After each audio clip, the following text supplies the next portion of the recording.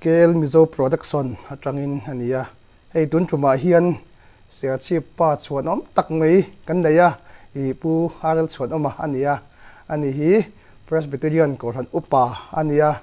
mara chu tun tuma kan kom chan tu chu ko san na ani ai ma in le hei wai me hroi tu hlun sia chief sub headquarter wai me president te polo ni to ania mara chu tun tuma kan kom chan tu chu awang lai chan chin phe na thil ngai nom than khatte in zo chu kan tum don nia ani hi zonal ba chuan Sachip College atanga associate professor atanga pension ania tin amai zai thiam ania an college kalai te pon radio te po all thun to in B high grade B high lai long ni thei ania tin zai po lam pangai mang mi tak ni in sapram te pon fang to tin kan thukhil tular tak Reverend Dr. Val ha ka te nung zuin zai pola rong bola sang nein indira mun te no fang to china chung a chan chin te chuin zo don ania sui to ang khana ma hi wai me ate ko hala le ke tripi ate da khota nga te kan soi tu ser sep in panga kan en ania an u naw te po hi an chuanom khop maya hei kan zoram pum sia tam takan oma kan sia thei tu lang sara chuan Professor Arl Nuni Baptist ko hala tanga me chia an ordain chun te hi an u naw ju papera nia an pa te po Reverend Dr. Kethanzawa ti kan sia vekha ti chuan tuna kan moderator Presbyterian ko hana moderator kalchuak ti na kalchuak chi aniam chuak chi doctor chuak chi doctor ni chu Reverend Arl Changliana te po hi an unaw jing mi ni in tuna Durtlang Hospital a superintendent ni mek Arl Sangnuna Dr. Arl Sangnun te po hi anaw ten ya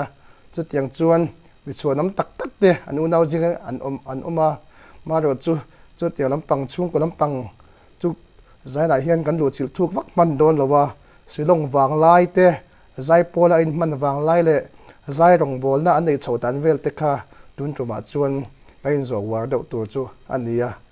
tuna hian kain zo tan mai anga hai puar la tin kan be mai anga kan apasa in ile kha zio chho dan le ipian le amur te kho ai minan tri la te chuan kan in zo chho zel do ni soina tangkhan ole ne ke hi chi phir khuwa khon ka penga te chuan chi phir khuwa ka pian nu Paul Ramboi nu lok khan bungtlanga ka pa hi zirti tunen transfer bungtlang kanom le a chuan bungtlang a kan om nuai hian hei ke nia le khazir ten kan han te kola bungtlang high school atengin matric kazawa chumi zo chuan sang kha jo somsari panga han serchip college a hian ken admita pu ro sanga principal lai khan ani ta ti chuan serchip college a hian pre university PU an ti kha sang kha jo somsari pasaria kazawa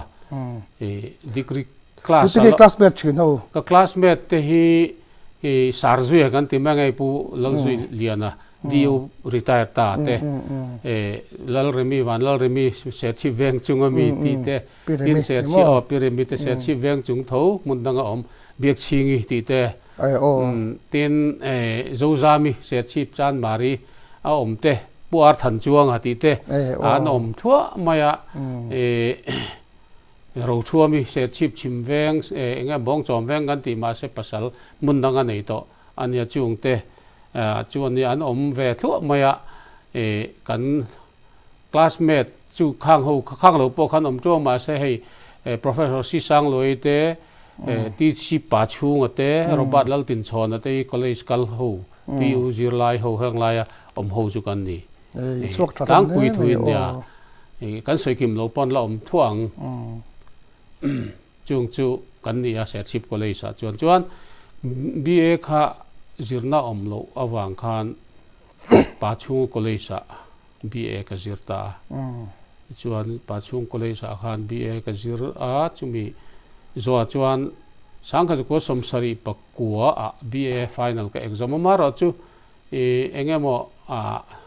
student movement le engemo wang khan zirla exam boycott ti te wang khan pola te kan pachung in lulai kha ti kan NP lui pu zo matan in classmate na kan ปู ta ปูวันเราจะมากัน MP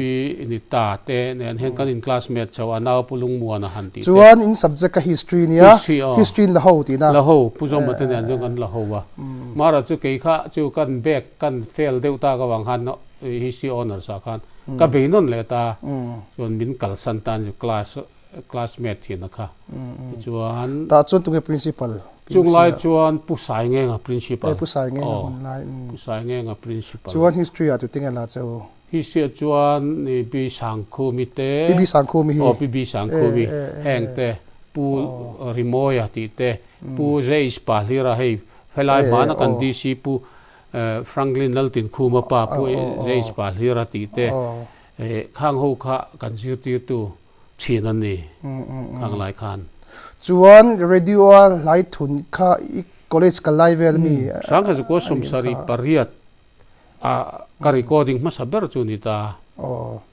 sari ria ta chuan nge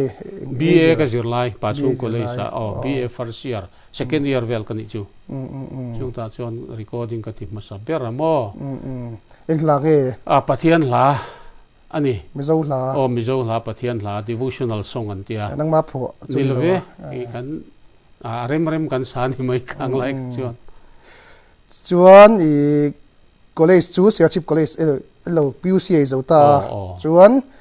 MA ka khoi nge zir chho MA ค่ะ college ค่ะสังกัดก็สมเรียตะกับป้าซา BA ค่ะที่ชวน MA admission ตัวนี้ชิลองกับปันตาเรียนขัดเรียนนี่MA ค่ะจิรชิลองในหัวhistory chu dat la history chu kala ta zela ta chuan tu tinge I classmate thin ho ya ba ka kan zo du zok chu silongai ka inom lai chu somriat pakhati ti mi kha som riat ka BA zo kha som riat result so ka kan chu thanga la riat khat riat ni kan ta chuan Siachip kho ho wang chi tu tinge Siachip kho hui hei professor si sang loi te hi kan in classmate chota ni MA chuan puro robot lal tin chona ti te tin hostel kan ho TC pa chunga po hi MA kha MLA hi XMLA hi azir no latin puwanal chunga omboka tin larde wa chon reven jok sang le na call ni MPSC chairman kal chuak ta kha phei kha chu ka roommate hostel apok ompui ka pu fa pa ania chung ho chu heta han riat thei chin ser chip lamatang chon ani deu zavel nge ni ti ta mi so min tling lo ni mo so ban na ting lo in chaton ve kang tu ro chaton thoba in chaton chu subject lo po ho kan in cha tho subject ni lo po khamo thoba na ang lai kha chuan MA0 kha a share chip lamatang hi chon kan chuan ni la somriat pakhat chhori chuan kan minister puthang te te ho ti dam ho yam puan ru la her lia da an ni kha MAN lo zo MPhil Richardson lo be ya puan ru la her lia na XMLA te tu na Dr. Thang te kan minister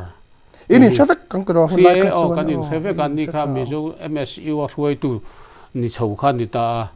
MPhil an khoi an ti lai kha ni ta ke ni chon MA previous ka kan zir chho ta tiang chuan MA previous ti lai hun ka ni ka to ya MA previous final ti kha ni khang lai kha an soi gar do ya tin lar ta ka chuan tu na kan home minister pu cha ma hi previous kan in final an ni ta pucha ma hi zir thawa champion na hi zir lai kon do ani emeron zir ni thiam ani ka si pa ya tang thina an kap liam ta khamin nu akhan do zir chom ti na ni mo lo zir lai kon hu zir ta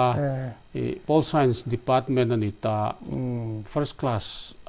an zo ani an thiam khop maya a classmate tho history department ami a kom nge em pudonga kan ti maya she not hire secondary school principal retire to umal som dong le na lai khon nuwa kan principal thi ni chu kha ne na in ko deu hin ne pu cha ma hi an thiam dun khop mai u ang tak tak hian kan en na ke ni hi chuan hi an lo senior to boka chuan in hun lai chuan ni le silong ko ran hi Presbyterian Baptist kan chen to an chen to chuan nang de chu Presbyterian lo in mangem ko khan vela te amang ve a thei phak ang tok to ka chuan ke TP ate tin zailam te kan lo ngai na ve a zai pol ate kan tela group zai enge mo khatiang anga te khan kan tel ve dor Sunday school apo Shillong ka lai kha chuan junior department zirti junior hi oma tugi pastor chung la jon ren si pa zone nin ko ria ren si pa zone doctor pa si pa zone ti ta si pa zone tu na jon mual min liam san to chu chuan ke tri pi vele rong bol pi ho te chu tu tengi la sui the ke ka rong bol pui te hi ka het chiang to lo ri to ka hiat ber chu puar van lal zo mani po hi aizo college I a zirti tu khani ta ani kha kongtin renga solfa le I thalai po min cher chuak tu ania group zai po min lo welcome tu khani ve sim sima pu zo ma lo kha chu han soi fak tur ka ngai tu ka pu zo ma chu ni da zai pol conductor zai po conductor chin ania conductor ani bokatin hei nakina kan soi tur amangai na fak tu te ti ma lo tel charger silonga na thok om ngetania MA te po o private tiaron exam ve tho khani ta mo ka khamin lo hui khom ber tu ni mai chuan ni la ko thana te chuan nge junior ai oma chuan zai pol pangate mangai zai pol te po a chu music secretary an ni ve loka conductor chu music secretary kan ti chu tu na zai pol secretary kan teng ni me nga tu ro ani ve de mai o music secretary kha an phua chop dewa KTP hemi OB pangai chon committee secretary khatiang deu khani mai conductor ang te khan min han da ve chang om boka chu chuan khai hitlai ka lo muwa hi mai na faktu te ti ni ta hei ni ta hi hemi asilong mi in ko ran presbyterian thalai zai pol ang nge ami asilong mi zo trim ho hi han soi zau te agi omzia mangai na faktu mangai na faktu te hi Shillong male voice anti topak denomination omlo ni tu chu entia than nge engting nge alo din dan velte bultan tu te hi reverend dr nelo upa dr ellen tuanga te ho bultan anita kumsang khazakwa somruk pasari July tha khan bulan tan chuta an bultan na chuan tu te mo tan tu chu ellen tuanga nia upa dr ellen tuanga te dr HL malso mate anita mo sanga zakwa an ni soidan tak phei chon rambuai khan Shillong ai han chuk thawa kani mi hring hrim hrim hi sangria taranga sing khatvel kan tol thlan ti in sor khana thok rian tam ta khan lo om boka Shillong mi zo tam lai ber ta pon ni mai mo ti kha ka ngai tu no noa ti chuan chu tiang anga an om chuan enge ni Shillong mi zo male voice an din ta ni putuanga te chuan Dr. Ellen tuang hi sen at man sa zirti tu lecturer ani to chung lai chuan an ni ho hi abultan tu upa Ellen tuang ate ke reven ke lungmuan ate pusivu luai ate I member ma saberan nita Augustine Jarman Silo ti te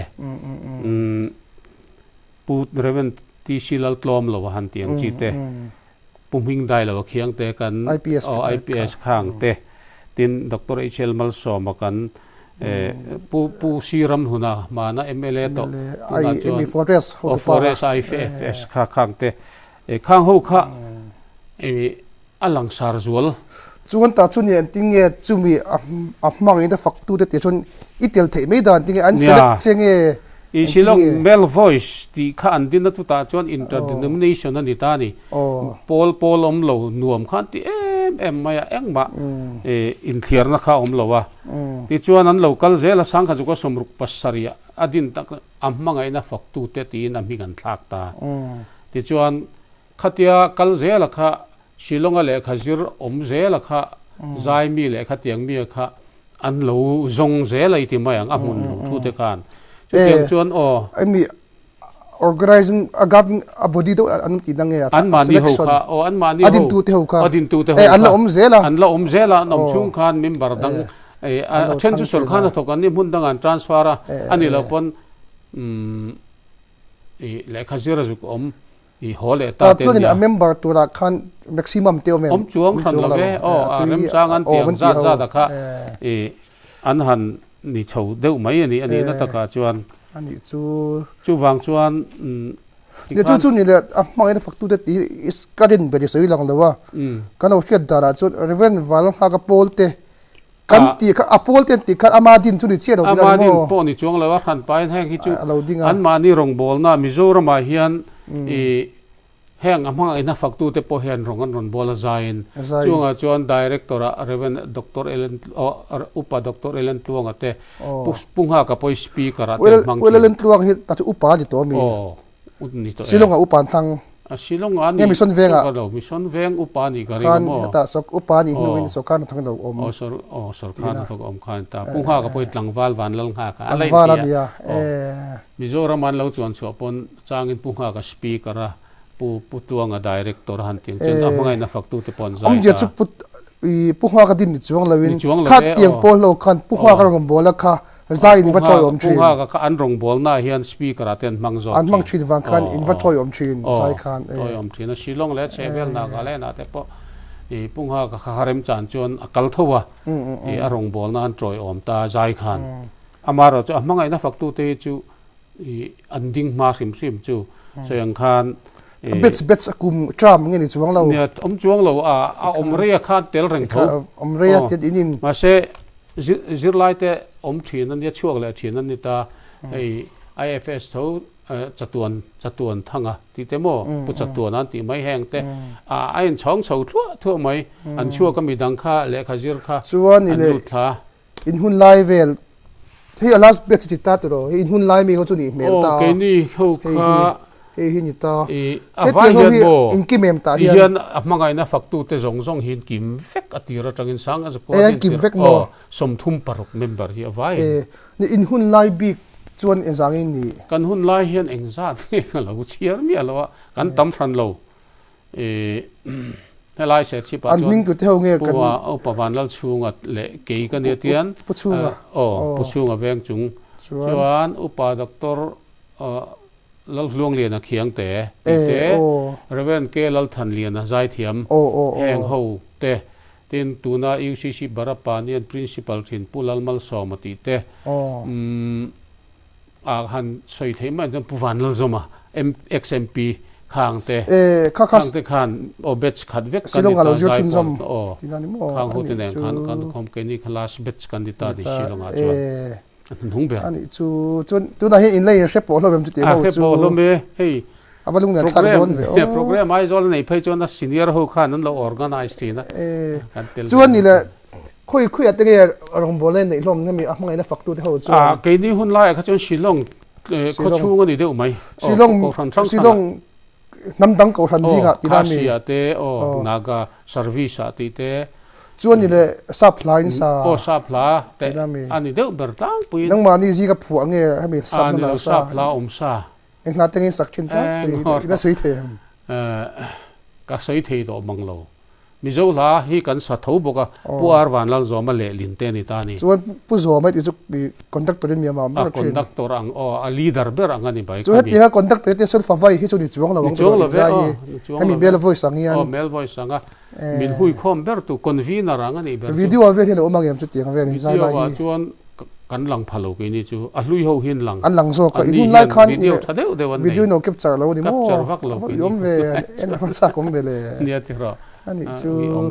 จวนสิลงบากามีอ่ะไม่นะฝักตัวเตียงคานเนี่ยสิลงบากหันใจได้เต็นเนมกินนี่ไอเห็นกันหุ่นมาสาหูฮีอันกัลนาสจอกนักเล่นที่เงี้ยชันเดียง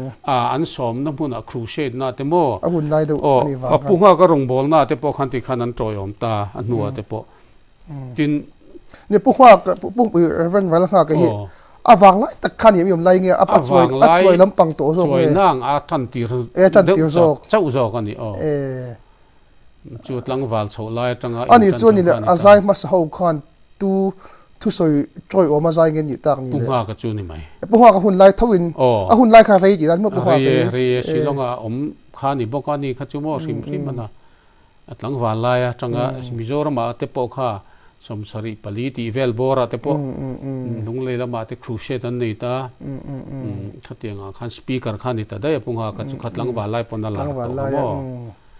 แต่ขันเทียงนี้นั้นจอยอมทีน่ะมังไงนะฝักตัวแต่ยันมาระจูขันมีมาป่วยนะมังไงนะฝักตัวที่จูชิลง male voice tia ding khan ita nang engpat ni pek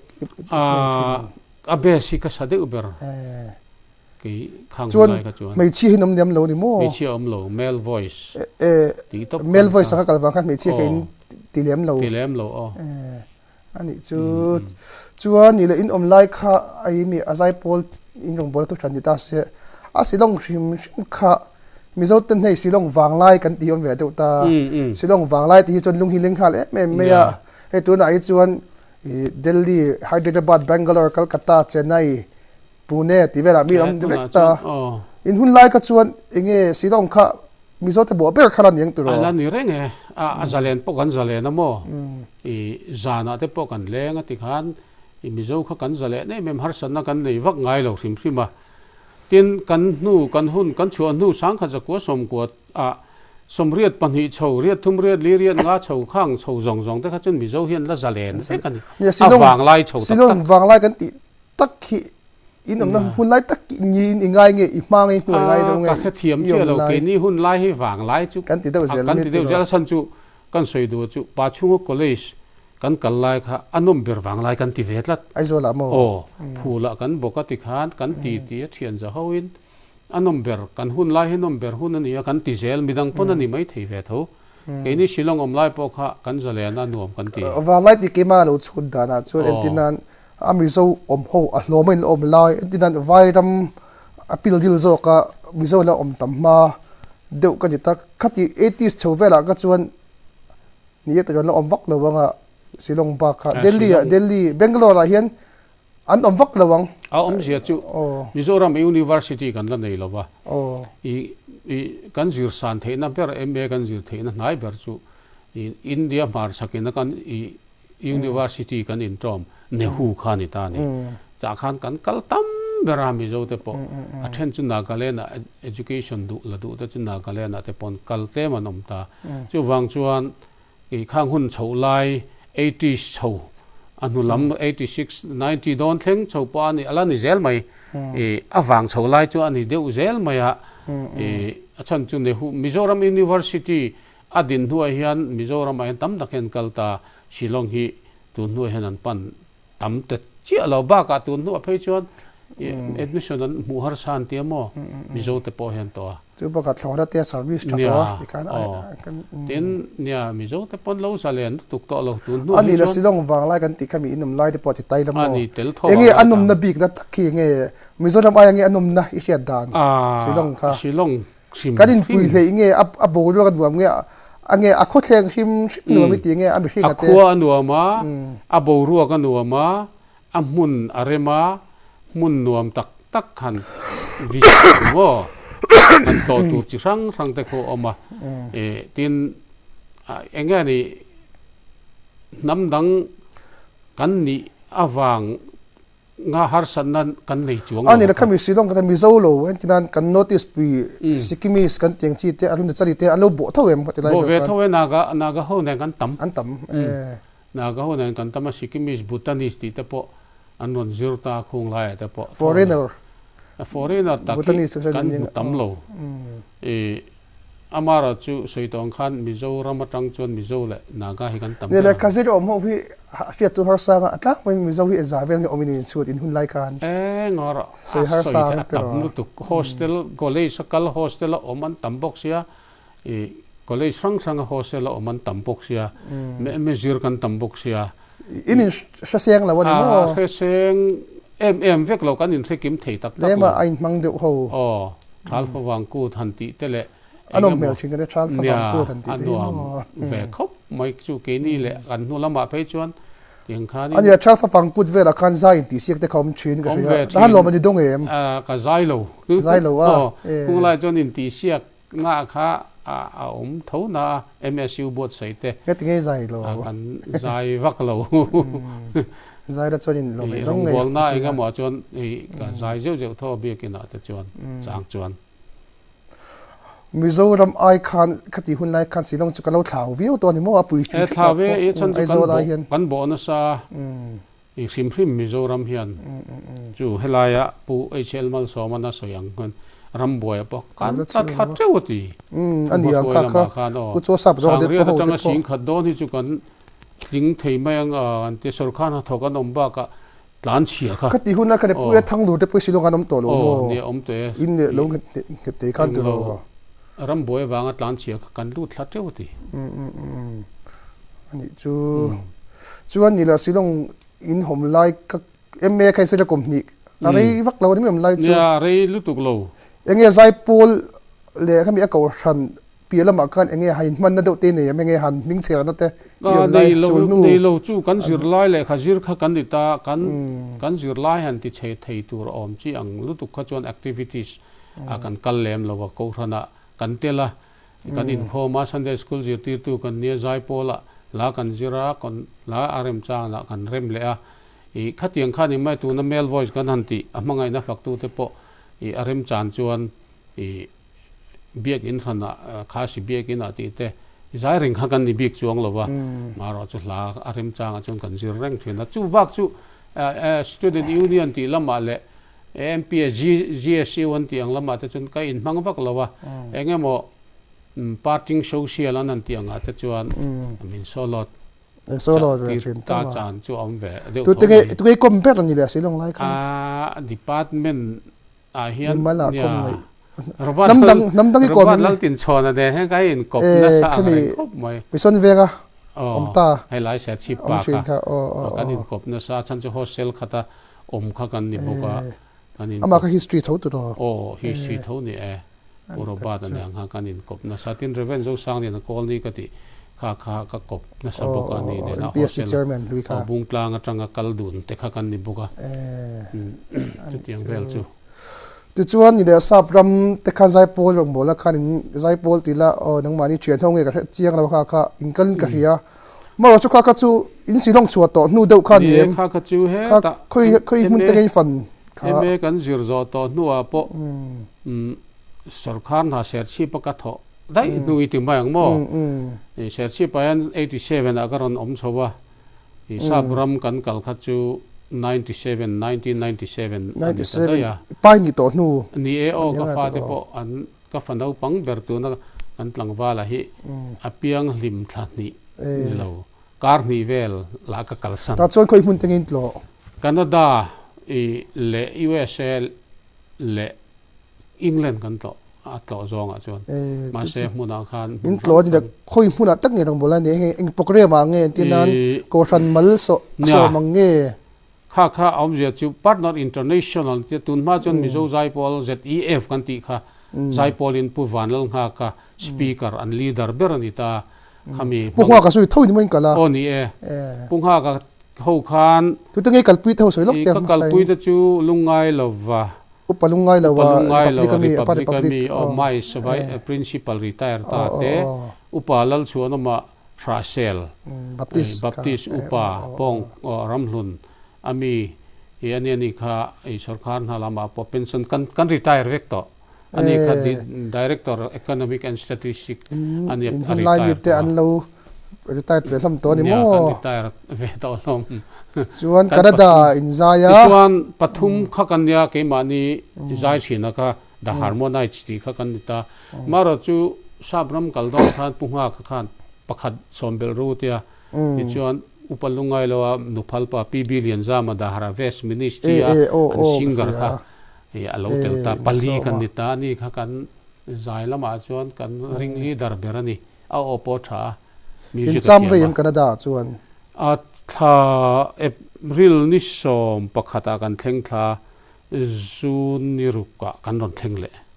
helam Mizoram chuan in vasai na chuan ni le engla tengin sa sapla vek kan sa I khang hun lai kan kal kha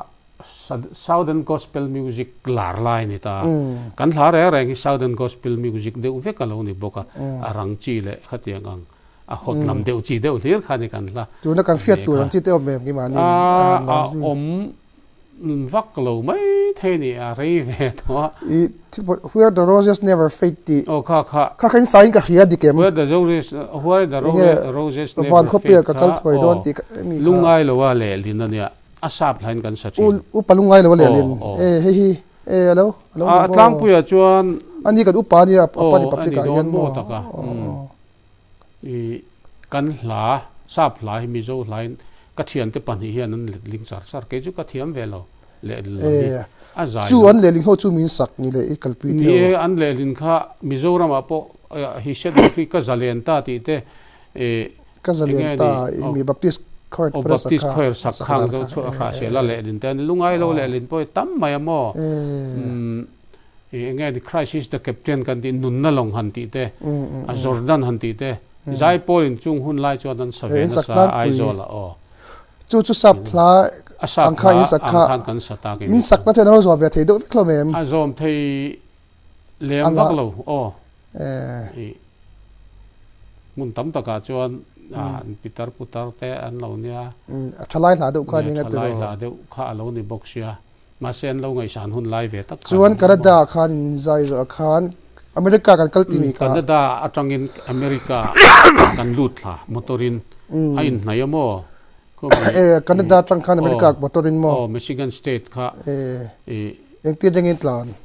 kan tlan ri lo ni lengin kan tlan kan thleng mai kong thawe ka to ro ni adan tu do tha voi khat phei chu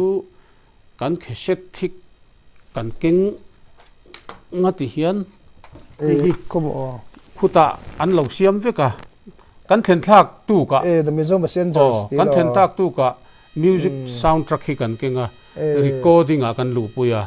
chuan a copy siam ta treu chu kan zaina khan kan keng ta se lai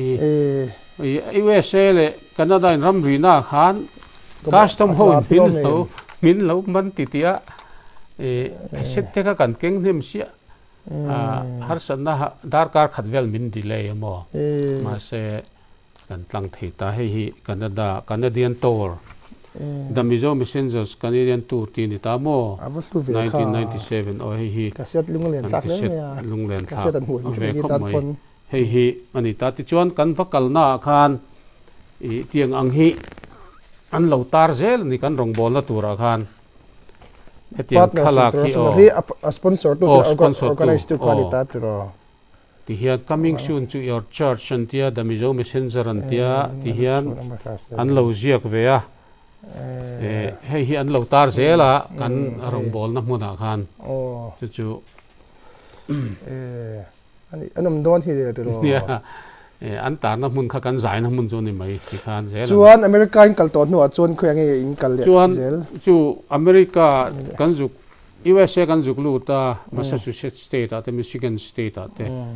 chu ta chuan hungun mo chan kan zuk man nuin kan hole a i Canada i Toronto ku kan headquarter ni ta Partners International hemi headquarter sinita chuan chu ta tang chuan a khochung Canada khochung mun sang ranga motorin ti khan kan kal ko la back in thang na kan kenga ti khan kan hole thina chang chuan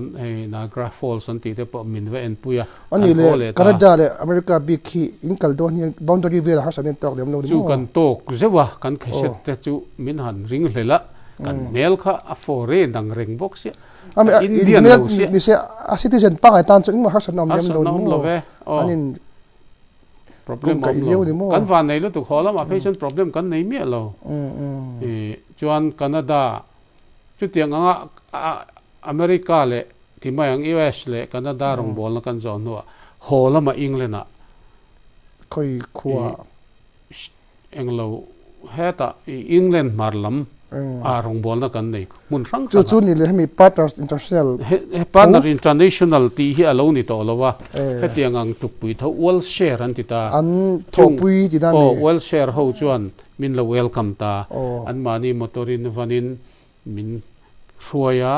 Londona puchal ngu la za hau ina kan bungruwa zong kan da bekin England marlam min pan pu chuan khoi mun angin zai ti da khei mun khan ani mai kan zai kina nge biakina ho langa nge biakina te hola te tar ho jinga te chang chuan jingkara te chang chu implant lok thu chu ni an manin program an lo sia in kal dona in chelok lo selok tho mo kan khemi wall share ho khan kan kalna tur khan lo ruwa man ve kan tlo tu chuan Reverend Dr. Walha ka chu doctor to amun la hian doctor degree na pelo Reverend Walha ka ti dan chu speaker thoda ani ya ni zele pungha kan ninit som pangavel mar takin thu sei ke ni hian la tum voi khatin khoma la som te lariat te chút tiếng về YouTube phải có lâu ni mo tụi lo ina cha kom ne nia YouTube a hian an upload kan mail chu lang mail lang lo Mizo messenger tin o ka lo zong sinang zai na da Mizo messenger tin mo I kane in original voice tu dan yang tu ni ve ke o ang kan eng lo mi heta kan zai tho hi ni ta mo chu England a chon ni somvel kan cham ta chuan in lo ho a chu Sherwood Forest antia ta chuan eng mani chu the messengers angin in ming kan ming kha da Mizo messengers an lo ti ta min lo phu ve ni khula ma khan nam mani chu the messengers to khai in tia lo ai mani lo mi patumin phu da Mizo messengers min lo ti khulam khan kan ming kha taran du sia mo chu nang mani kha ti ke lo in phu ke ni chu kan in phu chuang lo mel Mizo mel quartet ang khan kan kala zai pol kha amain an local thina tuna chuan en chin nan tin pali mi pa kan dita kan leader pu ha kan en panga chu I en chin na angani ta akal masabel mel quartet ta chuan kan ni ke ni ka kan nuwa chuan an kal thom mi dang mel quartet in va zai na ta chuan Mizo lo omanum ngai lo lem lo ma se Mizo chung kwa then khat chu an ron khom je cha nang mani zai na wa lo chim an mani mun te po choi ate min so mo kan da ta chuan puma khong hiang ate po an ina te chote kan ei khoma amara chu kan ru bol na chu min choi om sor kha ka company thok ania tiang chu an om ve se uma se kan mu tam lo ni Mizo le mana chuan ino hole nu chuan Mizo na ma hemi the messenger kan chuan in zai chun zom ma lem chun zom ve nu le pui aizol chal tlang ate ram hluna te tin king sai tu la punga ka speaker na zela punga ka speaker na zela zai o ede theng ya regular in zai ho thei kan zai ho thei rei ang rei hanti la as in sang sevek to lo manga ta chuan tu ro I rong bol na hi kan nei ta chuan ni dang ro ka lo pot chak lo go sari khai ko ngai to chok put da ko sari ni da chu dang ba pu upai to ni to in ka ria tu ro ko sari chu nu upa chu upai to ti kha upak si kha mel voice angin va zai kwal thin ti da ni mo ini nuwa po ni ten khan I sabram kherlawa po hai north east Nagaland Manipur Mizoram chung lungdar ti te konpui ti te lunglei ti te kan kal tho pungha ka rong bol na zela ni tang pui kan kal nei mo kan zain kan wa choi o mani fa chiang don vi ren val kha ka tu ro an lai tu nai nei be pop thaem be pop thae kan be ve ama hi tu na hin ni le ala chakcha chakcha thokhat thove official no tlem chuan apan ve deuh thina chang chuan mara chu tun lai chawa hian a thave le deuh thina chang chuan na te anan zai chang te po ma an kum te lo upa ve to nen en ti nge ni le in zai ho thung ber he mi the messenger sam hian zai ho thung ber hi ka he thei mai lo a rei to ria mai punga ka an chol ha dam deuh ta tangin in zai ta lo deuh tan helai Mizoram a hian kan troi om ka thei chuan kan troi om thowa amaro chu punga ka hitle ma an chol ha dam de unu a hian tin chu ke ni nu apo sa brama chon lakal tho sang ni panga theng khan an kalamo ke jaipol le sa brama kal le thowa ma se mi dang kha hroi ve to mi dang a hroi ta ni lungai lo po kan jinga ni lo mi thian dang te ne kal ta mo ani chu kal sa de kal sa tum sari ve la kalanga ni chu ani chu wang chuan ke ni kha chu ko sari kha ke ma ni big te kha ni mai ko sang ni ani da ko sari chhovera chu ni nang heta yom khet to nga kole che thok khet to nga thok khet to ni da khotlang le ko thana te upa chu ni ta ko thana chon I boy don ti chu chiang ta khotlang bi khim chu ma te man te nem chu ti dai vel chon I boy anga thil dang ti boy tu karon om tir khian somriat pasaria karon chowa se chi pa kan na somin ta chu khui ngi ta chuan AOC a khian I puchou duri in thin bula KTP in an ti kha some type kha kalwa thin kalwa chu mi nuwa chuan khuta mar veng sai on veng an tiu khuan in kalwa le ta chu mi nuwa chuan tuna pu ramzawa kon tui khur bul pu ramzawa in omna so asam type ni ta son ko ta son nu pui kan ya mo kwa ni a new share chi ba ka thei anh tôi cũng được pi này riat kwa riết của company parol thì là mo nya riat kwa du ni kan ya kwa ni new share chi college ko ta hian ko ta chuan chung lai chuan share chi pastor bial ke tp secretary kan ya con pi ko thằng trăng in chuan bial zai pol conductor in mang chun zam le ni mo som ni share chi ba ka phei nu du som kwa chho ve la ina mi som kwa secretary som ni ve kwa pa khat kwa ni bor chawa ta chu tu ngi leader thin pu zo sang lian ke zo sang lian thita te our friends ram thanga i upa sang no na fa pa ni ke zo sang upa friends sang no na fa pa ni kha sa pai pu ke zo sang lian kha ni bokatin i ka secretary lai thon our friends ram thanga kan upa ven chung upa kha ani boka leader ne ke secretary ka ni boka chung lai chuan ani chu som ko pakhat chuan ni le wai me ate in mang chu i khang lai khan set chip khan wa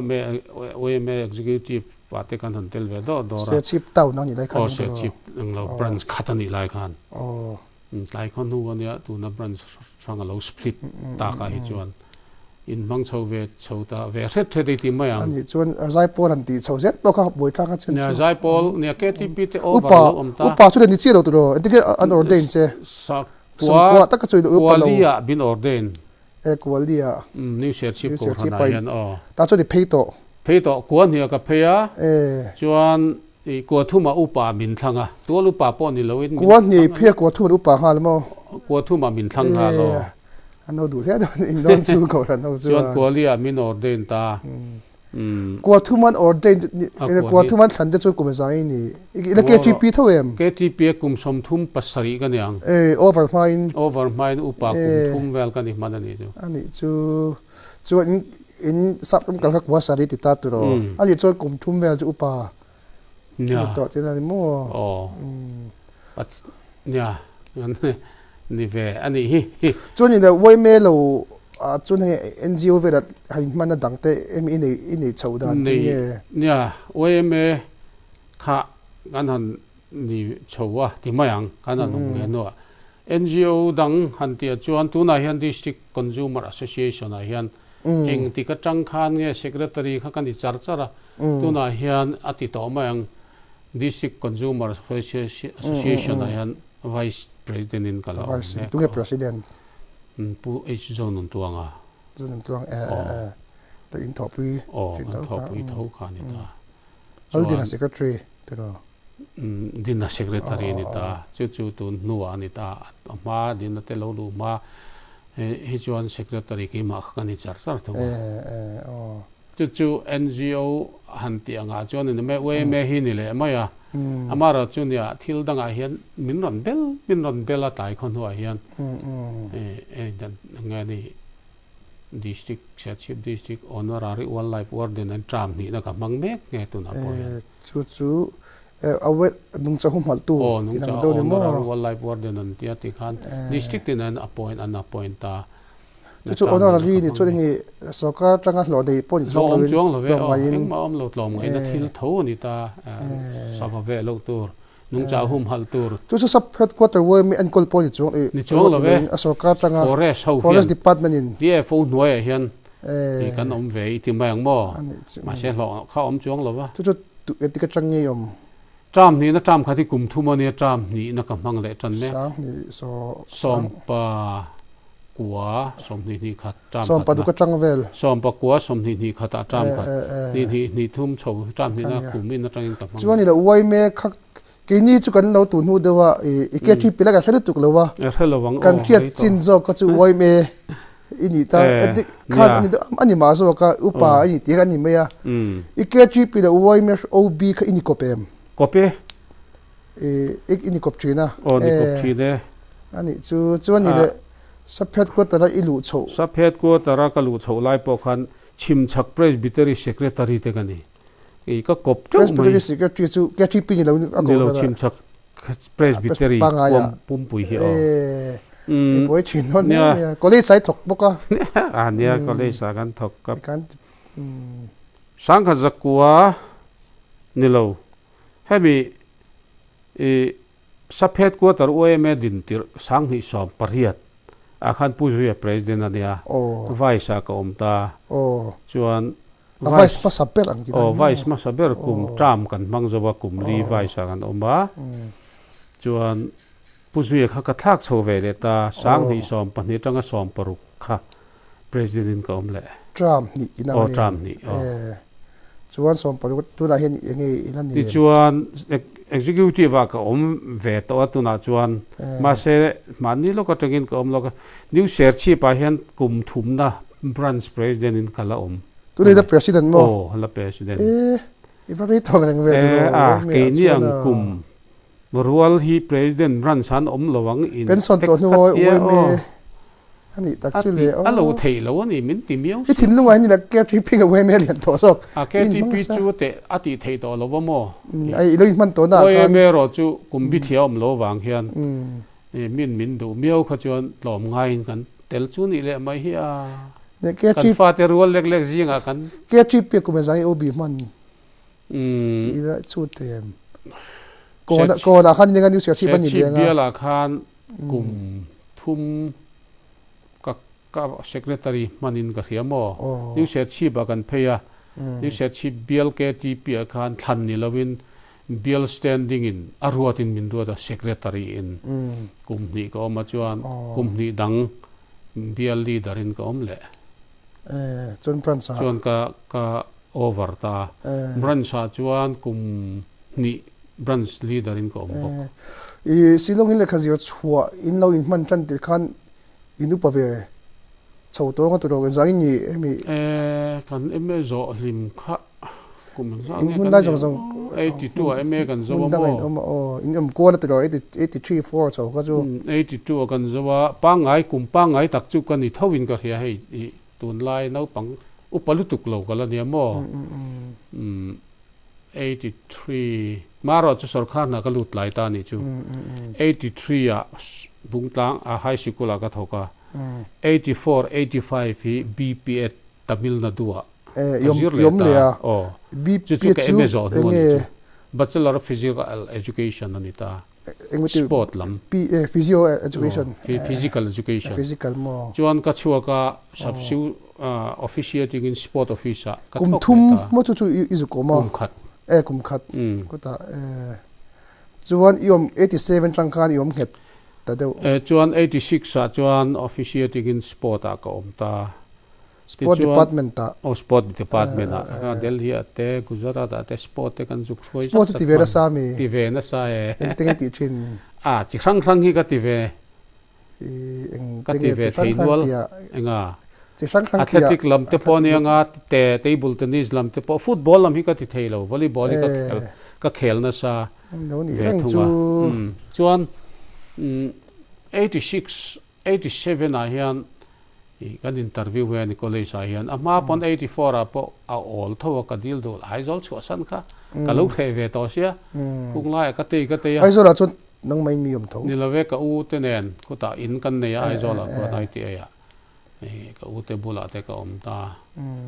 chuan sang ba na college sa te het lovin mi ai kan thok zok chho nen sport a ka lo thok vel kwal nen ai zol thingtlang lam han chua kha ka khe khop mai maro chu nang het kha kan dei lok ta silo chu 82 tanga 87 in kar kha nang het lovin kan te ta o kan thian ta chuan politics chuan 87 da sia chip yom chu na het ngin ni la chu ta ni lu pui ta chuan ilu pui no mem sia chip college cha 87 a chuan ke ma chi rikia hi 87 thoni ta pu tuna purikia hi mo geography mi chu lo chu 87 a lo lut dang chu ta chuan net tu te principal puro sanga PhD to sanga chuan tu lecture no to lecture ti khala ninga tu puthana kha kan head of department ni ta mo kel than le na kha chuan history chun pidin pui lo thok to lo thok to chan ju ke ni ai junior dai kha an lut ma ta sta ta wangin na helama mu ma wangin ke hi kum ai me zo tang chuan ke ni ai junior ho kha ke ni ai nan senior ta nual ani helai chuan kan lut lai wangin ma ti pon thok tong pero thoke pu mong ai te po khan thok พวกไอ้เต็บก็ถกตัวเด็บปุ๊ช่วงอ่ะ ปุชูงปอถก หลุนเขาจะถกตัวนู้นตัวสมัยนั้นเนาะ ถกเดือดนวลต่อ ติดชวนนี่แหละก็ทันน้ำปังปีกให้อุปาณิตาก็เลียข้า Presbyterian Secretary เตะลงอยู่ตัวชวนเองติ้งลงอยู่ตัวลมสินดเลเวลก็ติดไปนี่เนี่ย Presbyterian จวน Secretary เขากันนี่ไม่อยาก เด็กก็ไม่กันยี่ตีขาเด็กก็ไม่กันยี่ตีขาง วยแต่ Presbyterian Secretary เขาสั่งนี่สอมปารุกสอมปังอาสอมปาลีที่ชาวเวลาเนี่ยสอมปารุกสอมปาสรีสอมปาเรียตจอกันนี่ไม่ใช่กวลีไอออเดนกุมสอมปาลีกุมสอมออเดนนู่นเวลานี่มันอยู่ที่อ่ะนี่ออเดนนะเพราะหลายคนตัวไอทีมยังกันนี่ตาสินดตาจวนสินด Executive Committee ที่จามนี่กัตเตลสินด Music Committee อ่ะจามขัดสินด Education Board อ่ะจามขัดสินดอีวางไลฟ์เวลจริงๆมันชู autobiography เวลาเรียกนักติดเลยไหมอ่ะดุมนาตีเนี่ยอีจันจินจูอีเล็กขจิตชาวดานเตสิลงจันจินอินอมไลท์เตใจโปรังโบล่ะมาอินฟักตูเตติเตให้the messenger มีข้ากันเตียงที่เตเล็กก็ร้านยมดานที่จิตทำเอามันนี่จูกัตุมจิตตุมนาตีเนี่ยจิตสาเหตุกันเนี่ยนัวสิ่งที่มันก็บายดาต้าอังเดวินตั้มตะกิจอมตาอีกละตุมเวไม่เทจูเฮ้ยตะกะเฮ้ยตุนไฮเซียทางนี้ก็เสียอ่ะเฮ้ยจูจันจินอังเฮ้ยอันนี้เจี๊ยเราดกตัวดอล็อกดาวน์กี่มานี่ฮาร์โมไนซ์เลยมิโจ้เมสเซนเจอร์จันจินนั่นนี่ค่ะกันกรุ๊ปจันจินนั่นนี่เฮ้ยติดที่เสียมเงี้ยกันกรุ๊ปดินตีร์เฮ้ยจูสันนี่สมธิประคัดนิคุมมาก็เสียจ่อกุมินกุมตีระกันลากส่วนนี้ไปสักกินอากันเสียมตำโลก็ปีจะสมงาจะกันเสียมมาสมงาปุ่มสิกเทียงตัวนี้ติดเลี้ยงเราเลยอันนี้ขับบ่วงใต้ป้อนที่เชี่ยเราว่าไก่มานี่สูวินีร์ไม่อากันเสียมาจิจวนก็ปีสมงาเทวินกันอินเสียมกันเชียนปฐุมินจู่กันดูด่ากันดูแหละกันทะเลาะกันดูแหละกันเชียนกันเปลี่ยนนะอ๋อจู่จันจินจู่เสียกันก็ติดเล่มเลยกันรถเต็งอ่ะอาศัยต้องวางไล่ติดเต้จันจินเสียลากป้อมจ้วงเราจันจินให้เลยคือจะโซดานเต้สิต้องวางไล่อีไซปอดังบอลดอนเต้ค่ะเสียกันให้ผู้ส่วนผู้อาร์ส่วนนั้นผู้อาร์ส่วนนั้นไม่ฮีจันจินส่วนนั้นตักในนี้กันสวยตรงคันส่วนนั้นเต้ปอน่าสร้างตักก็เลยเสียที่ตัวเฮียลิเทียนเนี่ยอุปาเนี่ยอิงเกตทริปเลยไว้ไม่ช่วยตัวหลุนเสียชีพสับเฮดก็ตัวไว้ไม่อาติปอกันประธานอยู่ตัวเนี่ยอินไซปอลงบอลน่ะติปอคอเวลฟังชัวกันอย่างอ่ะเราใจตัวทราบประมาณติปอคนอโซโลฮิลกับเฮียทราบพอสิติปอคนกันที่ขบใจเทียมเรดิโออาร์ติสเสียชีพเป็นกันเลยนะชวนน้องก็ไม่อะช่างเท่าเขาเกี่ยงดวงเพจวนมิ่งกันเชียนี่ไม่อะเฮ็ดอย่างตักขี้ละจันจินปอยกันเราชัดเจนไงเลยว่ากันที่ตั้งแต่ก็เขียนพาเรามันก็ไม่อะอาจารย์จินที่ออโตไบโอกราฟีเรียกไงเสกันดูสักการให้สอดตัวตั้งแต่พอมาเราจุดตุนไล่เกมาบีก็มันขบไม่ให้ตัวดับปืนก็จ้องซองเห็นกับเบี้ยนี่โขก็จ้องที่เสียเถียมพวกก็ให้รถตีเวลกันเนี่ยมาเราจุไงถ้าตัวเต้นเกมาจ้องไอ้ตัวสวยตัวสวยเพื่อกันไงถ้าจักซองโดนดีก็เสียจวนที่ฮันมันจุดกันติดโซเวียนี่ไงถ้าตัวเตปอกขันผู้ชดออกมาผู้อะไรละชดออกมากันจันทร์สวยจังขันอามาอนุนาเตเลอนุชิงนุนกัลสาวที่มาเตปอเห็นสิว่าตัวตั้งแต่กันในกันยังอามาเตปอเจียงเนี่ยสิว่าก็มาอาจารย์จินนี่สวยฟูตากันเนี่ยออโตไบโอกราฟีเตปอเสียดูสักนะกันหลานพวกกันนี่ข้าส่งกันนี่ไม่เสียกันอินก็มันชวนดูต่อไปโดนมีเดียงตัวเราให้สารเจ็ดใจตัวหลอมเอาไหมอันนี้เลยหลอมตุกแกเลยกี่ปอเลย